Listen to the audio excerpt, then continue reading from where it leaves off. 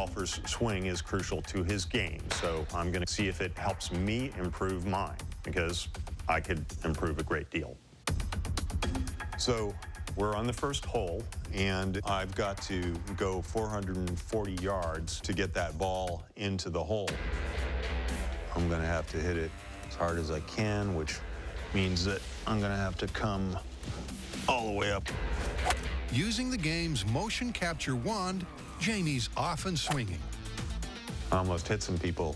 And despite being instructed what club to use and when... Okay, so it says I need to use a 3-iron. Oops. What'd I do? His virtual start is as bad as his real-world start. I bumped the ball, and it only went a foot. That was bad. Watching me practice with this software, you might think there's no way it's going to actually help me improve my game. Did I overshoot that? But if there's one thing I've learned on this show, it's to not be so sure of myself. I'm back where I was. So we've got to give it its due chance. Where's my caddy?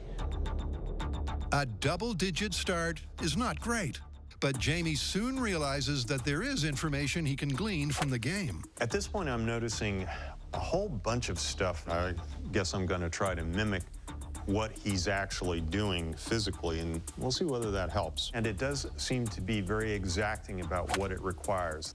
While I'm in the rough, the little subtleties of a slight change of the angle of the swing, the head of the club, and a certain orientation to the ball. Oh, well, I'm not in the sand pit. So this is pointing out that even the most minute variations on that are going to make a huge difference out on the field. After 2 hours of intense practice. Nice. Bogey. I made a bogey.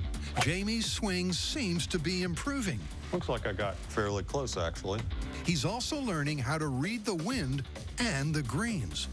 Well, it is teaching me that I need to account for the angle of the terrain. Something that's reflected in his scores. Oh, my goodness. I made par. But will any of this help him back in the real world, as the myth would suggest? I've spent a day with this golf teaching program, and I did dramatically better here than I did out on the actual course. How about that for a shot? I made my first birdie. Now, does that mean when I go back out on the course, I'm going to do dramatically better there because of what this has taught me? That's what we're testing.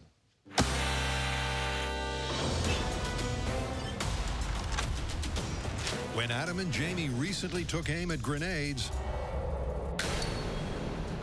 there was fire in the hole. But fans have found a new detonation drama. So get a grip.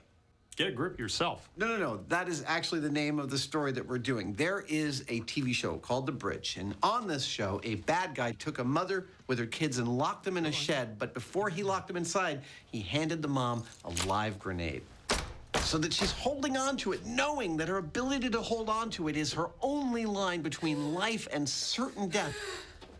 And after a couple of hours, she can barely hold on any longer. Her forearm's all cramped, and she's just about to let go when the hero shows up and saves the day. But here's the question. Is holding on to a grenade really that difficult? Well, I hope when we go to test this, we can use an inert grenade. That was the plan, yes. Well, do you mind if I put something a little extra in there, a little surprise, maybe? Something to raise the stakes? Just a little. That sounds good. Let's do it. Some more, Zada. If I'm going to test these mitts' ability to hold on to a grenade for more than a couple of hours, I could just sit on the couch and do it while the camera rolled. That's it. But where is the televisual interest in that, I ask you? Oh, no. We are going to conduct this experiment in an experiment conducting kind of place.